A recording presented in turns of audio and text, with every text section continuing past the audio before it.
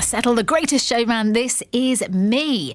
What is it like when your football team moves on from its home stadium? Football is, of course, often called the beautiful game, and there was a game last night that was especially beautiful. The Merseyside derby between Everton and Liverpool is one of the biggest games in football. Their stadiums are less than a mile apart, which makes for one of the most ferocious derbies you could ever hope to watch. Last night's was particularly special because it was the last Merseyside derby that will ever be held at Goodison Park, Everton Stadium. Now, the club has been there since 1892, more than 130 years. It's a ground steeped in history, but when this season ends in May, Everton are moving to a new home on the Liverpool waterfront. So it was a massive occasion, as you'd expect, for Evertonians. And then by the 90th minute, all hope seemed lost. It was Everton 1, Liverpool 2, but then in the 8th minute of stoppage time, this happened. It bounces across the penalty area. Here's the chance. There's the equaliser. James Tarkowski with the last kick of the match. The drama. So in the end, Everton held Liverpool to a 2-2 draw. These Evertonians spoke to the BBC. I can't believe it. I'm so happy. I feel like crying. What was the atmosphere like in there tonight? Amazing. Same always is at Goodison Park. Yeah. Brilliant, because you've got all the Scousers in there. And we'll remember that forever. Everton aren't the only club to have moved stadium in recent years. It's a big moment in any team's history. So I wonder if your club's done the same. How did it make you feel? Maybe you've been going to watch your team for years and being there for the final time brought a tear to your eye. WhatsApp me 08000 288 291. You can text 88291 or email vine@bbc.co.uk with your number. Let's speak to Joe Thomas, Everton correspondent for the Liverpool Echo. And Joe, you were at the game last night. How was it? Yeah, it was absolutely fantastic. My hairs are standing up on the back of my neck just listening to that commentary from John Murray just there. It was a really fitting end to, it's a fabulous piece of history, really, both in that fixture and in that stadium. What a tense game, though, because it started so well for Everton and they seemed to just lose it, didn't they? Yeah, it did. Everton started really well, then they lost some momentum, and I think once Liverpool took the lead with about 20 minutes to go, all hope did seem lost, to be perfectly honest. He really was struggling to muster any sense of a fight back. But then the fans stayed with the players stayed with the fans. The power of Goodison, I think, fittingly was channeled in all the appropriate ways. And as a result of that, Everton produced a moment of magic right at the death. And as you just heard there from some of the fans, it means a hell of a lot to a hell of a lot of people. You couldn't have scripted it better in a way, could you? No, it's pure poetry. Absolutely. I think that, for your centre-back, for your captain, for your talisman to step up in the last minute with a goal of such beauty in such an important fixture at such an important time. Like I say, you couldn't script it better, of course. You couldn't. Tell me about the ground itself. What makes it so special? It's very much a throwback. It's an old school stadium. It's more than 130 years old, and it hasn't aged particularly well. It's something that, because of its age and because of the facilities and the extent to which the modern game has been professionalised, really financially, it's been holding the club back for a number of years now. But when you look around and you see that cracked paintwork and you have the obstructed view from a pillar being in your way, those foibles, those quirks are also, whilst they might be something that's holding the club back, they're also something that makes that place so special. It feels like a home away from home because it truly is unique. There's 130 years of history, generations of shared experience there. As a result of that, the atmosphere there is something special, something to behold. It sounds like just a great old-fashioned football ground. I mean, what's the feeling among fans? Are they happy about this move? I know you can't speak for all of them, but what's your sense of it? Oh, no, absolutely. I think everybody knows that this is something that needs to happen. Whilst they'll be disappointed to say goodbye to Goodison, it means so much to them. I think when you hear the joy in the voice of those Everton fans celebrating the draw that they got last night, there's also a sense of frustration because really Everton don't want to be celebrating last-minute equalisers at home to their fiercest rivals. These are games that they want to be winning. But in order to do that, at the moment, there's a huge gulf between the sides. Everton needs to move to a new stadium, a new professional, new modern stadium to unlock the resources that are required to close that gap.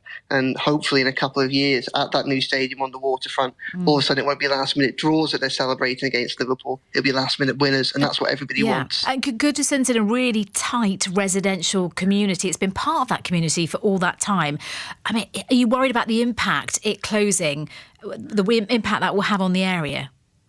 It will have an impact on the area, and obviously you'll lose the best part of 40,000 match-going football fans from that area, every fortnight. But what Everton hope to do is they have a fantastic charity that works alongside them called Everton in the Community, and that's going to do everything that they can to make sure that Everton retain a footprint in that community and have a positive legacy in there that continues to ensure that they are a vibrant part of it and that it doesn't get left behind with the move. And what you don't want is a disconnect then with local fans. Let me bring in Alexandra Topping, senior reporter for The Guardian and a lifelong Evertonian.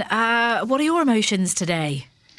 Oh, I mean, I am completely blown away. I'm still reeling from the events of last night, to be honest. I still can't quite believe it. I wasn't lucky enough to get a ticket for last night, but I was there in, that 3-minute VAR check that lasted for 30 years, just rocking back and forth, mumbling to myself, let it be a goal, let it be a goal. So, yeah, still as high as a kite today, to be honest. No, and your history, it is really special. It stretches way back, doesn't it, for generations with Everton? Yeah, I mean, my dad took me to my first match when I was 3, and apparently I cried the whole game. Not surprised. But it didn't stop him, and it was part of my life, as it has been for thousands and thousands, tens of thousands of Evertonians from a very early age, all through my teenage years. And it was, my dad took me, his dad took him.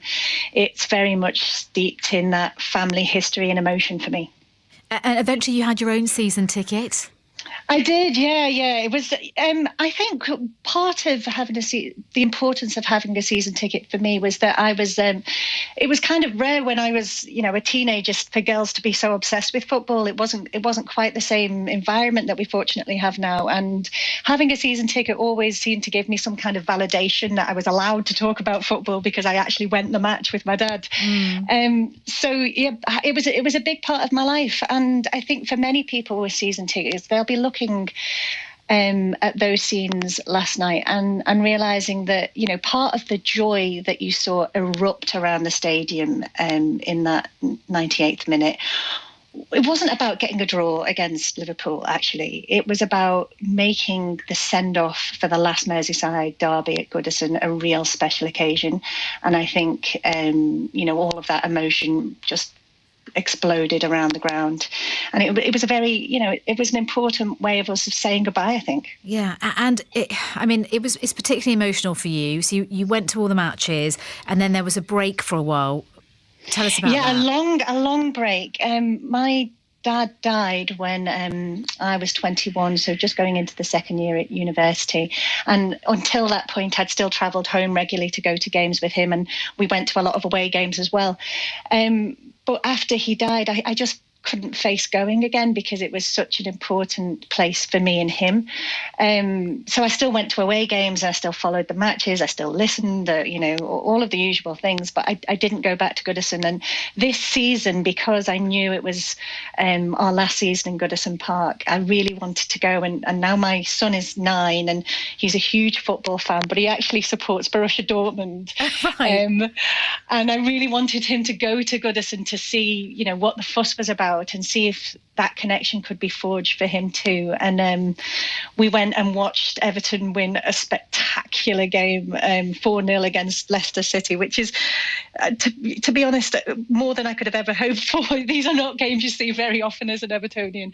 I really do think that it was very special for me, but it was special for him too. Before we went into the game, there's a statue at Goodison Park called the Holy Trinity.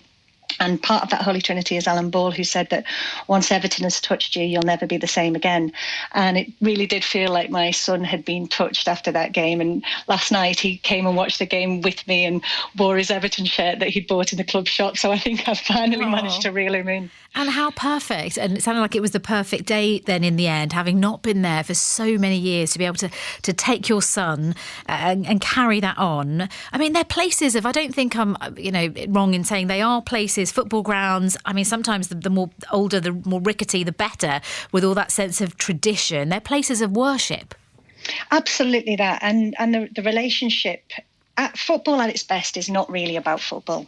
It's about communion, and it's about having something in common with, 40-odd thousand other people who are there to support the same team as you. It's about feeling like you're together with those people and together with the people you love who are around you.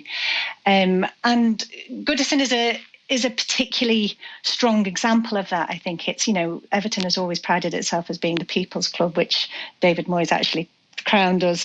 And I think that, we have to be careful when we leave these places. It's not a given that you'll have that connection between place and club and fan.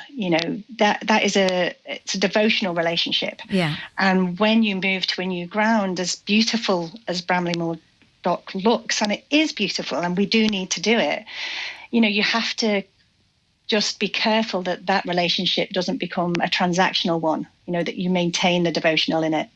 Alexandra, thank you very much. Alexandra Topping, senior reporter for The Guardian, and as you just heard, lifelong passionate Evertonian. And Joe Thomas we heard from as well, Everton correspondent for the Liverpool Echo, who was at the game last night. Were you, if you'd like to pay tribute to 88-291?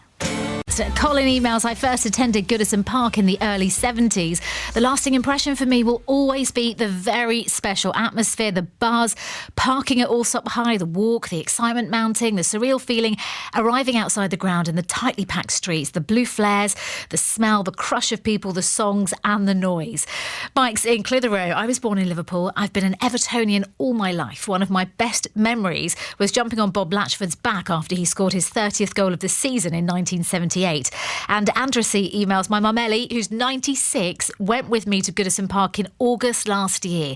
When I told her they were moving, she cried. I got married there in the 80s. Hello, friend. On BBC iPlayer. When would you say that things started to go?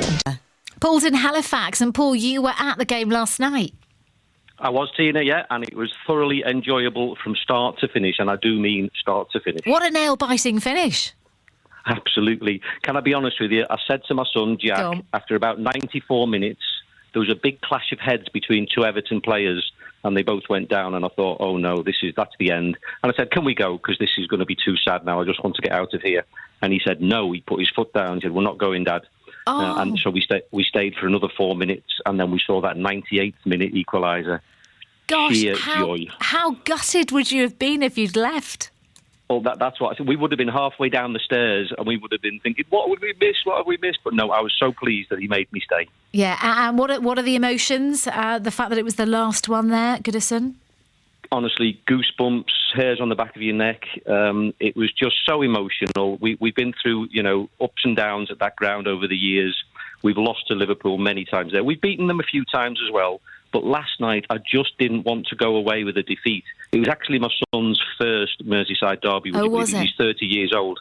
But I didn't realise that. We've been to so many games. Yeah. But it's entirely my fault because I don't actually like going to those games. They make me too nervous. Right. But last night we went, and I was so happy that he didn't get a defeat in his one and only Merseyside derby at Goodison. Yeah, what a memory to be able to cherish. Paul, thank you. Thanks for coming on. Richie's in Liverpool. Hi, Richie. You were also at the match last night. Sum it up for me. I was, yeah. My real name's Paul Richardson, but everyone calls me Richie Blue. Oh, fair enough. Thank you for declaring that. No, it was absolutely... every caller up to now said it all, really, but it was so nerve-wracking, exciting. It had a great finish. If you wrote it, you couldn't write it as good as that. Yeah, you couldn't have scripted it. And are you sad to be leaving? Yes, I mean, I'm 67 years old. I've been there and bought the T-shirts, as they say. My father introduced me to the game when I was 1 year. I think I was one when I went to the match. And I am sad to be leaving, but we've got to look forward, and future generations following up behind us. Richie, what's this about a Goodison lawn? Yeah, I mean, lots of Evertonians will remember the 69-70 when we won the league. I mean, those days, we always run on the pitch at the end of a big game like that. And I managed to, which a lot of other people did, dig a little bit of grass up. And those, I mean, I was born in Welton, not far from the ground, and we only had a little backyard. But I planted the grass and it grew into a sizable piece. And then when we moved house to a house with an actual lawn, I put it in the corner and it grew and grew and grew. And now I think I've moved house about 6 times. I've got a full lawn of Goodison. That's amazing. Richie, thank you for coming on. Panic the Smiths taking us up to